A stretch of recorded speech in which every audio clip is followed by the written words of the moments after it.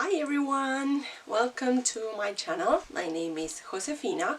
I come from Chile. Currently I'm living in Germany. I wanted to start this YouTube channel to help people like me that they want to immigrate from their countries. They want to look for better job opportunities, for better living opportunities or studying opportunities like me. So I thought, why not tell people my experience coming to Germany, how I do things, how I've managed to integrate a bit in the culture, the language that is not easy, and how they do things that is really different than how we do them in Latin America. So I hope you support my channel. You can like the video, comment, subscribe, and if you feel like it, also hit the notification bell. I'm gonna try to upload pretty often. You can always suggest me which videos do you want to see, what of my experience do you would like to me to tell you, whatever you like to, and I will try to help you as much as I can. This video is gonna be about my cultural shock coming from Latin America to Germany. I'm gonna tell you about which things I found surprising, which things kind of shocked me, which things I noticed that they are culturally, socially different than how we do them. So with further ado, let's get started. The first thing I noticed here in Germany, I don't know if it's a German thing, I think it's more of a European thing, was that people stand on the right side of the mechanical stairs. They leave the left side open for those that are in a rush.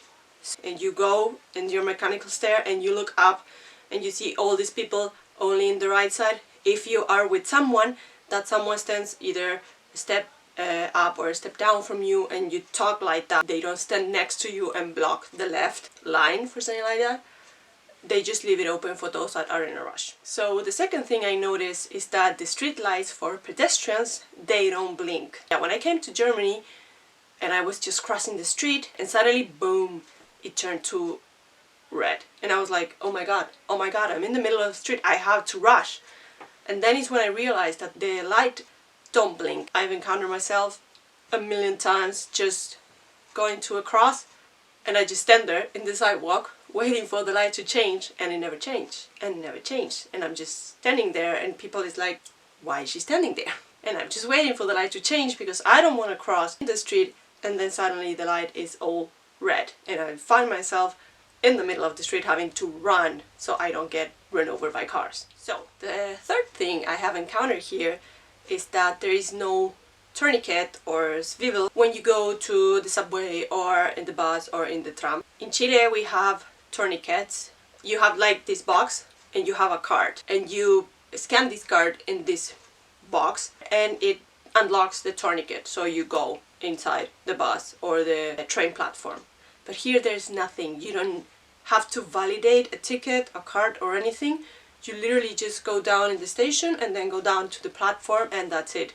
You don't need anything before you jump in the train. Now what you do have is a lot of people checking for tickets inside the bus, inside the subway and everywhere. And if you find yourself with a ticket that is not valid, with an incorrect ticket, with even not a ticket at all, you get a really pretty fine of 60 euros. So my advice, always buy your ticket and always check, because there are some tickets that you need to validate. Here the system of buying tickets is really complex. It's not easy to get rid of a fine like that. The fourth thing that I've encountered here is that they also have ticket machine everywhere. In every platform of the train and station, in every bus and in every tram, you have literally the machine in there to buy your ticket. You don't have an excuse to not have a ticket. You cannot say, oh, I didn't pass through the machine, oh, my bus was coming and I just have to jump in. You always have a place to buy your ticket. So the fifth thing that I've encountered here is that Germans have an unconditional and crazy eternal love for cash. They even have debit cards where they can use in many places, and they even withdraw money to pay in cash. They are not good with cards. For example, in bakeries you don't have these machines to put your card.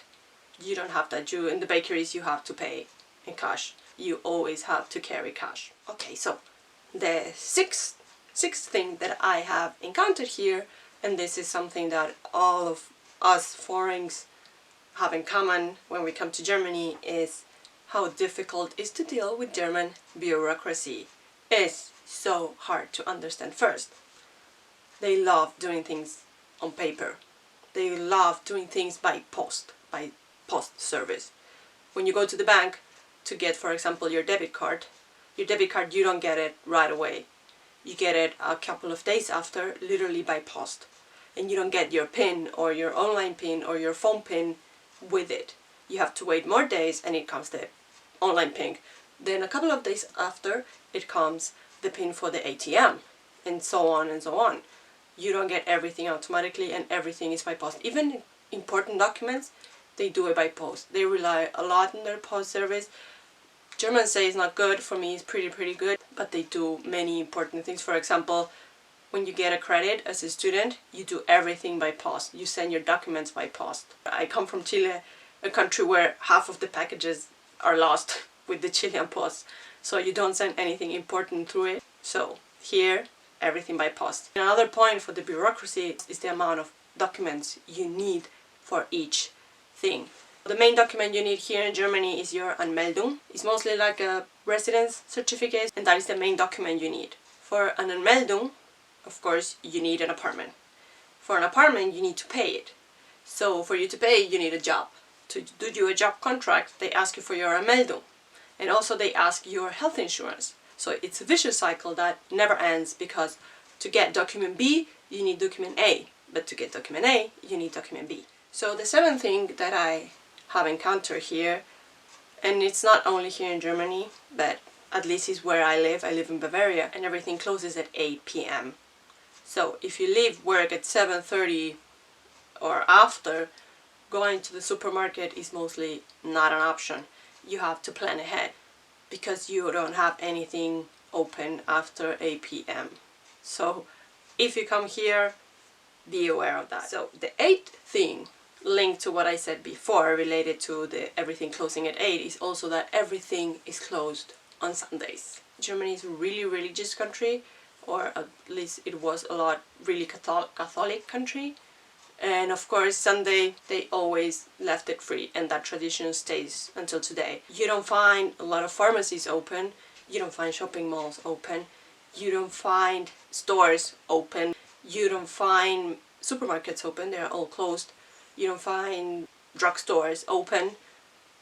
You find mostly food-related stores open. Not stores like itself, but restaurants or some bakeries. But they open sometimes until 6 p.m. or 2 p.m. So basically what you do on Sunday, when the weather allows it, is just to go out for a walk. Number 9, we have that Germans like to travel quiet. You jump on the subway or the S-Bahn, whatever, and it's quiet. It's not a loud subway. People is not talking in there. When you are loud, people tend to look at you with not of a friendly face. Don't be this crazy Latino loud person. Just tend to lower your voice. No. Number 10, what I encounter, and is also something that a lot of foreigners we agree on, is the crazy time at the supermarkets. When you go to the cash to pay your items, you don't have all the time in the world to pack. First, the cash person doesn't pack the items for you, and second, you don't have a packing person that helps you out and you just give them a tip after. The cash person just scans your items, throws them on the side really fast. They're really like the Flash fast, and you just have to deal with packing your items and paying. If you get delayed, people will start looking at you like, please hurry up. What you finally do is that everything that the cash person is scanning, you just grab it, put it back in the car, and then you go to the side after you pay. There is a counter, and then you can pack your items with all the time in the world. Hot chocolate always comes good. So number 11 is that you move in or out of a house and you bring your kitchen. What is that? You have to bring your kitchen, if you have it, uninstall it from where you live and bring it to your new house, or you just run to IKEA. It happens also a lot that when you're looking for an apartment, you see the advertising you see all the details, and suddenly it says if you want to move in, you have to be willing to pay for the kitchen that is been installed for 1 year, and the kitchen is 3,000 euros. The last thing that I've encountered here, number 12, is that you have to go into the gas station to pay for your gas. No one is there helping you or checking that you are going to pay. You literally just park, get out of your car, you plug the thing, I don't know the name, you fill your car, it's done, you close the cap, leave your car there, walk inside the gas station, and you tell them, okay, I just was in the charging station number 7, and they tell you, okay, it's XY euros, and then you go. I've never seen someone not paying, like running away, but it's really easy to do. But don't do it. Here you can get caught with many things, so I recommend not doing it. So that was my video. I hope you guys liked it. I hope I explain myself good. It's not easy to just sit and talk in front of a camera. I hope I get better. I'm open to all of your suggestions of how to improve in this. Which videos would you like to see? Which ideas would you like to hear from me? Experiences.